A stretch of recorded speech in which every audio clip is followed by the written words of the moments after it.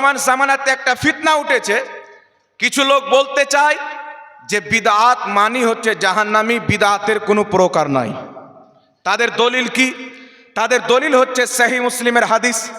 রাসূল পাক সাল্লাল্লাহু আলাইহি ওয়াসাল্লাম বলেছেন, কুল্লু বিদআতিন দলালা, প্রত্যেক বিদআত হচ্ছে ভ্রষ্টতা, আর প্রত্যেক পথভ্রষ্টতা হচ্ছে জাহান্নামে। তো প্রত্যেক বিদআত গুমরাহি যখন রাসূল পাক বলে দিলেন, তখন বিদআতকে ভাগ করা দরকার কি? যখন প্রত্যেক বিদআত রাসূল পাক জাহান্নামী বলে দিলেন, প্রত্যেক বিদআতকে পথভ্রষ্ট বলে দিলেন, তাহলে এর মধ্যে ভাগ কি করে হলো? এই জন্য বলতে চাই, পৃথিবীর মুসলমান যেই ব্যক্তি শুধু হাদিস নিয়ে গবেষণা করে, ফিকহের দিকে যায় না, সেই ব্যক্তি হাদিস পড়ে পথভ্রষ্ট হয়। আর যেই ব্যক্তি ফিকহকে নিয়ে হাদিস গবেষণা করে এবং ফিকহকেও পড়ে, সেই ব্যক্তি একমাত্র হেদায়েতের প্রতি কায়েম থাকে। ইমাম সুফিয়ান বিন উয়াইনা রাহমাতুল্লাহ আলাইহি বলছেন, ওনার বক্তব্য ইমাম ইবনুল হাজ আল মাদখাল কিতাবে উল্লেখ করেছেন, যেই ব্যক্তি শুধু হাদিস মানে সেই ব্যক্তি পথভ্রষ্ট। শুধু হাদিস হচ্ছে গুমরাহিয়াতের মূল, ইল্লাল ফুকাহা। কিন্তু যেই ব্যক্তির কাছে ফিকহ রয়েছে, মাযহাব রয়েছে, বোঝ রয়েছে, সেই ব্যক্তি হাদিস পড়ে হেদায়েত পাবে। তো আলহামদুলিল্লাহ আমরা হাদিস পড়ি, কিন্তু হাদিস বুঝি ইমামে আজম আবু হানিফার মতে। সুবহানাল্লাহ, নিজের মতে নয়। তো রাসূল পাক বলছেন প্রত্যেক বিদআত হচ্ছে পথভ্রষ্ট। এইবার আরেকটি রাসূল পাকের হাদিস মিশকাতুল মাসাবির মধ্যে, সহিহ মুসলিমের মধ্যে রাসূল পাক আলাইহিস সালাম বলতেছেন, মান সান্না ফিল ইসলামে সুন্নাতান হাসানাতান ফালাহু আজরুহা। যদি কোনো ব্যক্তি আমার ইসলামের মধ্যে কোনো নতুন জিনিস আবিষ্কার করে, তো তার প্রতি যত লোক আমল করবে, আল্লাহ তাবারাক ওয়া তাআলা সবার নেকি ওই আবিষ্কার করনেওয়ালা ব্যক্তিকে প্রদান করবে। সুবহানাল্লাহ, সুবহানাল্লাহ হবে না? তারপরে রাসূল পাক বলছেন, মান সান্না ফিল ইসলামে সুন্নাতান সাইয়্যাতান কানা আলাইহি বিজরুহা। যদি কোনো আমার ইসলামে, যদি কোনো ইসলাম ধর্মে কোনো নতুন খারাপ জিনিস আবিষ্কার করে, যেমন দেওবন্দীদের আকীদা আমার পূর্বে হুজুর বয়ান করেছে, লামাযহাবীদের আকীদা, তবলিগীদের আকীদা, এই রকম খারাপ জিনিস যারা আবিষ্কার করেছে, যত লোক এইগুলিকে মানবে, এর প্রতি আমল করবে, সকলের গুনাহ ওই ব্যক্তিদের প্রতি বর্তাবে যারা এইগুলি নতুন নতুন জিনিস নিজের কিতাবে লিখেছেন। কথা বুঝতে পারছেন কি পারেন না বাবা? তো এই হাদিস দ্বারা কি বোঝা যায়? কিয়ামত পর্যন্ত দুই রকম জিনিস আবিষ্কার হতেই থাকবে। এক রকম জিনিসকে বলা হয়েছে কি হাসানা, আর এক রকমের জিনিসকে বলা হয়েছে সাইয়্যা। হাসানার অর্থ হচ্ছে ভালো, আর সাইয়্যার অর্থ হচ্ছে খারাপ। এই হাদিসকে সামনে রেখে পূর্বের সমস্ত মুহাদ্দিসিনে কেরাম বলেছেন যে বিদআতের প্রকার ভালো হয়, বিদআত আবার খারাপও হয়। জোরে বলুন সুবহানাল্লাহ। সুবহানাল্লাহ। তো নবী পাক সাল্লাল্লাহু আলাইহি সাল্লামের বলার অর্থ কি? যে প্রত্যেক বিদআত গুমরাহি। রাসূল পাকের বলার অর্থ হচ্ছে প্রত্যেক খারাপ বিদআত হচ্ছে গুমরাহি। কথা বুঝতে পারছেন কি পারেন না বাবা? প্রত্যেক খারাপ বিদআত হচ্ছে গুমরাহি, এটাই হাদিস দ্বারা রাসূল পাক বুঝিয়েছেন। এই জন্য পৃথিবীর মুসলমান ইমাম শাফি রাহমাতুল্লাহ আলাইহির বক্তব্য মানাকিবে শাফি কিতাবের মধ্যে লেখা আছে, ইমাম শাফি রাহমাতুল্লাহ আলাইহি বলতেছেন, আল বিদআতু বিদআতান, বিদআত হলো দুই প্রকার। আউয়াল বিদআতুল হাসানা, প্রথমটি হচ্ছে ভালো বিদআত, আর সানিয়া বিদআতুল মাজমুমা, আর দ্বিতীয়টি হচ্ছে খারাপ বিদআত। ইমাম শাফি রাহমাতুল্লাহ আলাইহি এর ব্যাখ্যা করতে গিয়ে বুঝাচ্ছেন, যদি কোনো জিনিস কোরআন পাকের খেলাফ হয়, হাদিসের খেলাফ হয়, সাহাবায়ে কেরামের আসারের খেলাফ হয়, উম্মতের ইমামদের ইজমার বিপরীত হয়, তাহলে সেটা হবে খারাপ বিদআত। আর যদি কোরআন হাদিস মোতাবিক হয়, যদিও পূর্বে যুগে হয়নি, তাহলে সেটা খারাপ বিদআত হবে না, ওটা হবে ভালো বিদআত। একটু জোরে বলতে হবে সুবহানাল্লাহ। ইমাম শাফি রাহমাতুল্লাহ আলাইহির মতো সারা পৃথিবীকে যদি আপনি খুঁজেন, উনার মতন কোন আলিম পাওয়া যাবে? বর্তমান জামানাতে পাওয়া যাবে? কয়েক লক্ষ হাদিসের হাফিজ আজ যে মাওলানা বলতেছে যে বিদআতের কোনো প্রকার হয় না, এর পেটের উপরে যদি ট্রাক্টরের চাক্কা চাপিয়ে দেন, একটা হাদিস শুদ্ধভাবে পড়বে এতটুকু ক্ষমতা নাই। তাহলে ইমাম শাফির সামনে এদের তুলনা করাটাই হবে মূর্খামো। পাহাড়ের সামনে চিউটির কোনো হাইসিয়াত থাকে না, আগিয়ে চলেন পৃথিবীর মুসলমান বিশ্ববিখ্যাত মুহাদ্দিস। আমি যেইগুলো ইমামের রেফারেন্স দিচ্ছি তাদেরকে শুধু আমরা সুন্নিরা মানি না, সবাই মানে। বিশ্ববিখ্যাত ইমাম নববী রাহমাতুল্লাহ আলাইহি নিজের কিতাব শারহে মুসলিমের মধ্যে লিখতেছেন যে আল বিদআতু খামসাতু আকসামিন, বিদআত হলো 5 প্রকার। উনি বিদআতের 5 প্রকার বয়ান করেছেন। 5 প্রকারের মধ্যে একটি বিদআত বয়ান করেছেন বিদআতুল ওয়াজিবা, বিদআত করা হচ্ছে ওয়াজিব। শুনেছেন জি, জি। আপনারা? বিদআত করা হচ্ছে ওয়াজিব। কোন বিদআত করা ওয়াজিব? মাদ্রাসা তৈরি হয়েছে, ইউনিভার্সিটি তৈরি হয়েছে, আপনাদের সম্মুখে হাদিস, আমাদের আসাতাজাগণ, আমাদের মুরব্বীগণ, আমাদের অভিভাবকগণ আপনাদের সম্মুখে হাদিসের কিতাব দেখিয়েছেন। আরবি হাদিসের কিতাবের শব্দের উপরে নিচে কোনো জের জাবার থাকে না। এইগুলি আরবি একমাত্র তারাই পড়তে পারে যারা ইলমে নহ, ইলমে সারফের প্রতি পূর্ণ দক্ষতা রাখে। ইলমে নহ পড়তে হবে, সারফ পড়তে হবে, যাকে গ্রামার বলা হয়। যদি এই গ্রামার শুদ্ধ হয় তাহলে এই কিতাব পড়তে পারবে। বাকি অনেক মৌলবিও রয়েছে যারা সবাই এই কিতাবগুলি পড়তে পারবে না। তো ইলমে নহ এবং ইলমে সারফ এটা নবী মুস্তাফার যুগে ছিল না, সাহাবায়ে কেরামের যুগে ছিল না। এটাও হচ্ছে বিদআত।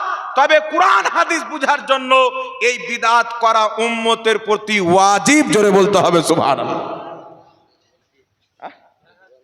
বললো হয় তো এই বিদআত করা হচ্ছে ওয়াজিব। একটু আমার দিকে লক্ষ্য করেন। ইমাম নববী রাহমাতুল্লাহ আলাইহি বিশ্ববিখ্যাত মুহাদ্দিস, সকলের গ্রহণযোগ্য ইমাম, তিনি দ্বিতীয় আরেকটি বিদআত বলতে যাচ্ছেন। একটি হচ্ছে বিদআতুল মামদুহা, ভালো বিদআত, উত্তম বিদআত। যেমন আপনাকে যদি আমি উদাহরণ দিয়ে বলি, পৃথিবীর মুসলমান, যেমন আমাদের মসজিদ রয়েছে, মসজিদের মিনার আছে, মসজিদের মেহরাব রয়েছে, আছে না নাই? নবী মুস্তাফা আলাইহিস সালামের যুগে মসজিদের মিনার হতো না, মসজিদের মেহরাব হতো না। সাহাবায়ে কেরামের যুগে মসজিদের মিনার ছিল না, মসজিদের মেহরাব ছিল না। হযরতে উমর বিন আব্দুল আজিজ রাদিয়াল্লাহু তাআলা আনহুর জামানা থেকে মসজিদের মিনার এবং মেহরাব চালু হয়েছে, তখন থেকে এটা বানানো হয়েছে। তাহলে নবী এবং সাহাবীর যুগে ছিল না। আর শরীয়তে বিদআত কাকে বলে? আল বিদআতু কুল্লু শাইইন উমিলা আলা গায়রে মাসালিন সাবাকিন ফি শারঈ ইহদাসু মালাম ইয়াকুন ফি আহাদে রাসূল সাল্লাল্লাহু আলাইহি ওয়াসাল্লাম, যেটা নবী মুস্তাফার যুগে হয়নি, নবী পাকের যুগে ছিল না, সাহাবীর যুগে হলো বিদআত, তার পরের যুগে হলো বিদআত। জি, জি। কথা বুঝতে পারছেন কি পারেন না বাবা? এই জন্য মসজিদের মেহরাব, মসজিদের মিনার শুধু সুন্নিরা বানায় না ওয়াহাবিরাও বানায়? কথা বলেন বাবা। বানাই বানাই তো ওয়াহাবিরাও আমরা আহলে সুন্নাতুল জামাত বানাই না, আমাদের যারা বিপক্ষে নতুন দল আছে তারাও বানায়, সবারই মসজিদে রয়েছে। তো এইগুলো বিদআত কি করে হজম করে? তখন আপনাকে বলবে এইগুলো ইবাদতের মধ্যে নয়, ইবাদতের বাইরে। জি জি। এরা বলবে এগুলো ইবাদতের মধ্যে নয়, ইবাদতের বাইরে। এখন আমি আপনাকে বলতে চাই, এই মৌলভী সাহেব জালসাতে বলবে যারা মসজিদের মিনার বানাতে টাকা দিবে আল্লাহ জান্নাতে তার জন্য মহল তৈরি করবে, যারা মসজিদের মেহরাব বানাতে টাকা দিবে আল্লাহ জান্নাতে তার জন্য মহল তৈরি করবে, যারা মসজিদে এসি দিবে আল্লাহ তাদের কবরে জান্নাতের হাওয়া দিবে। অথচ নবীর যুগে এসি ছিল না। জি জি। তখন বলবে কি হুজুর এতে মসজিদের ক্ষতি নাই, নামাজির ক্ষতি নাই, এতে তো উপকার আছে।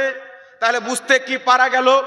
এমন কোন নতুন জিনিস যেটাতে শরীয়তের উপকার আছে, এমন কোন নতুন আমল যেটা করলে মানুষের অন্তরে নবী পাকের মহব্বত মজবুত হবে, শক্ত হবে, এই রকম আমল যদি সাহাবা নবীর যুগে না থাকে আর পরবর্তীর ইমামগণ পছন্দ করে থাকে, তাহলে এইগুলির প্রতি আমল করা মুস্তাহাব হয়ে যায়। কথা বুঝতে পারছেন? আগিয়ে চলেন। ইমাম ইবনে হাজার আসকালানী বুখারী শরীফের সারা ফাতহুল বারীতে বিদআতকে ভালো মন্দে ভাগ করেছেন। লামাযহাবীদের ইমাম ইবনে তাইমিয়া নিজের কিতাব মাজমুউল ফাতাওয়ার মধ্যে বিদআতকে 2 ভাগে ভাগ করেছে। মিনহাজুস সুন্নাহর মধ্যে বিদআতকে 2 ভাগে ভাগ করেছে। ওয়াহিদুস সামা আহলে হাদিসদের ইমাম হাদিয়াতুল মাহাদির মধ্যে বিদআতকে 2 ভাগে ভাগ করেছে। লামাযহাবীদের ইমাম কাজী শওকানি নাইনুল আওতারের মধ্যে বিদআতকে 2 ভাগে ভাগ করেছে। তো বিদআত ভালো হয়, বিদআত খারাপ হয়, এটা শুধু হানাফি মাযহাব নয়, 4 মাযহাবের মতে, সমস্ত মুহাদ্দিসের মতে বিদাতের প্রকার আছে, যদি কোরআন হাদিসের বিপক্ষে হয় তো খারাপ বিদাত হবে, আর কোরআন হাদিস মোতাবিক হয় সেটা ভালো বিদাত হবে। নারায়ে তাকবীর, নারায়ে রিসালাত, মাসলাকে আলা হযরত। যেমন আজকের জালসা, এতেই অনেক হয়ে যাবে। হ্যাঁ, তো এই জন্য বাবা এক মিনিট পর, এই জন্য বিদাত ভালো হয়, বিদাত খারাপও হয়। আর যেটা বিদাত ভালো হয়, বিদাতে হাসানা, তার প্রতি আমল করলে কি পাওয়া যাবে? ইমাম হালবি রহমাতুল্লাহ আলাইহি নিজের কিতাব সিরাতে হালবিয়া 3 খণ্ডে বিভক্ত, মিশর বেইরুত থেকে প্রিন্ট করা হয়েছে। সেই কিতাবের প্রথম খণ্ডের 123 পৃষ্ঠার মধ্যে বিশাল বিখ্যাত মুহাদ্দিস ইমাম হালবি রহমাতুল্লাহ আলাইহি বলছেন, বিদআতে হাসানার প্রতি আমল করা মুস্তাহাব।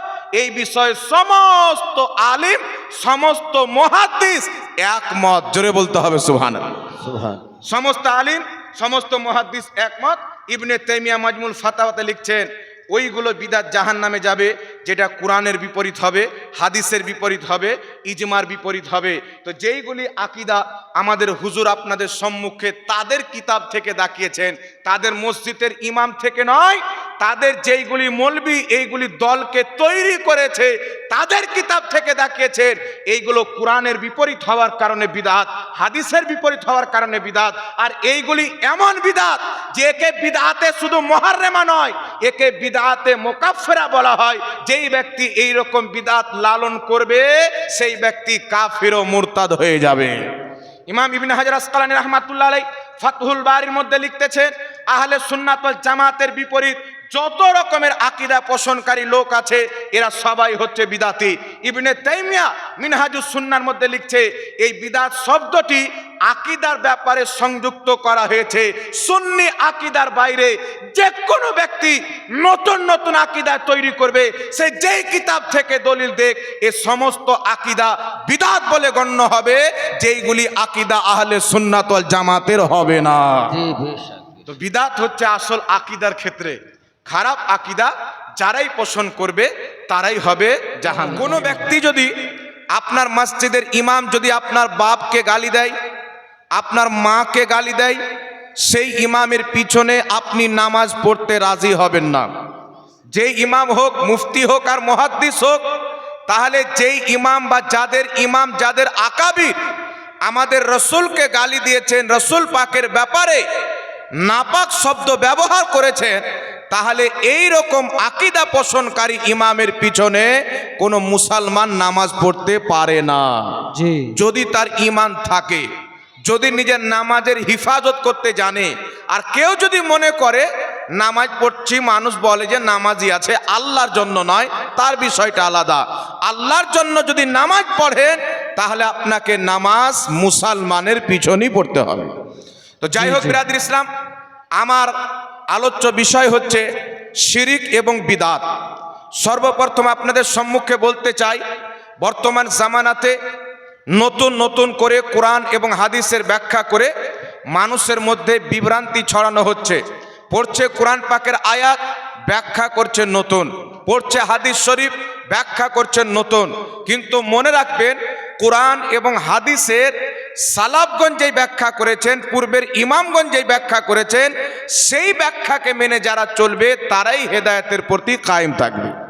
আর যারা নতুন নতুন ব্যাখ্যা করলো, তারা উম্মতের মধ্যে ফিতনা তৈরি করলো, উম্মতের মধ্যে ফাসাদ তৈরি করলো, ফিরকা তৈরি করলো। আর ফিরকা কারা তৈরি করলো? যারা নতুন নতুন ব্যাখ্যা করলো। আমরা আহলে সুন্নাত ওয়াল জামাত আলহামদুলিল্লাহ আজ থেকে প্রায় 1847 সালের পূর্বে যদি কোনো দেওবন্দিকে বলা হয় আপনাদের একটা মসজিদ মাদ্রাসা দেখান, তারা কিয়ামত পর্যন্ত দেখাতে পারে না। 1847 সালের পূর্বে তবলিগি জামাতকে বলা হয় আপনাদের মসজিদ মাদ্রাসা দেখান, কিয়ামত পর্যন্ত দেখাতে পারে না। 1847 সালের পূর্বে সারা পৃথিবীর মাটিতে কোনো আহলে হাদিস, কোনো লামাযহাবী সারা পৃথিবীর কোনো জায়গাতে নিজের মসজিদ মাদ্রাসা দেখাতে পারে না। কারণ 1847-এর পূর্বে তাদের কোনো অস্তিত্ব ছিল না। 1847-এর পর ইংরেজ এবং ইহুদি নাসারা ইসলামকে কমজোর করার জন্য, মুসলমানের শক্তিকে ভেঙে চুরমাচার করার জন্য এইগুলি নাপাক মতবাদ টাকা দিয়ে, ডলার দিয়ে দাড়িওয়ালা মৌলবীকে খরিদ করে তারা তৈরি করেছে। আর আলহামদুলিল্লাহ আমরা সুন্নি মুসলমান কোন নতুন আকীদাতে যাইনি। আজমিরের খাজা 900 বছর পূর্বে যেই আকীদায় কায়েম ছিলেন, বাগদাদের গৌসে পাক 950 বছর পূর্বে যেই আকীদার প্রতি কায়েম ছিলেন, ইমামে আজম আবু হানিফা মোটামুটি 1300 বছর পূর্বে যেই আকীদার প্রতি কায়েম ছিলেন, হযরতে ইমামে হুসেন কারবালার মাটিতে যেই আকীদাকে বাঁচার জন্য নিজের গর্দান দিয়েছেন, ওই আকীদার প্রতি চলনেওয়ালাকে সুন্নি মুসলমান বলা হয়। वाह वाह, नाराए तकबीर, नाराए तकबीर, नाराए रिसालत, मुनाजिर अहले सुन्नत। তো ভারতবর্ষের যত আউলিয়ায়ে কেরাম এসেছেন অন্য কোনো দলে নাই, সব সুন্নি জামাতে এসেছেন। সুবহানাল্লাহ। যত মুহাদ্দিস এসেছেন, শাহ ওয়ালিউল্লাহ মুহাদ্দিস দেহলভী সুন্নি জামাতের, শাহ আব্দুল হক মুহাদ্দিস দেহলভী সুন্নি জামাতের, শাহ আব্দুল আজিজ মুহাদ্দিস দেহলভী সুন্নি জামাতের, নিজামুদ্দিন আউলিয়া, আমিরে খুসরো, কুতবুদ্দিন বাখতিয়ার কাকি, বাবা ফরিদগঞ্জের শাকার সহ যত আউলিয়ায়ে কেরাম এসেছেন সবাই আহলে সুন্নাত ওয়াল জামাতে এসেছেন। সুবহানাল্লাহ হবে না? তো আমরা কোনো নতুন পথে নয়, আলহামদুলিল্লাহ আমাদের ওটাই পথ যেটা আজমিরের খাজা মঈনুদ্দিন চিশতির পথ। আল্লাহ দুনিয়াতেও তিনাদের পথে রাখুক, আর কিয়ামতের মাঠে তিনাদের মুরিদ হিসাবে আমাদেরকে তিনাদের কাতারে রাখুক। বলেন আল্লাহুম্মা আমিন। अल्लाहुम्मा आमीन। বিরাদর ইসলাম,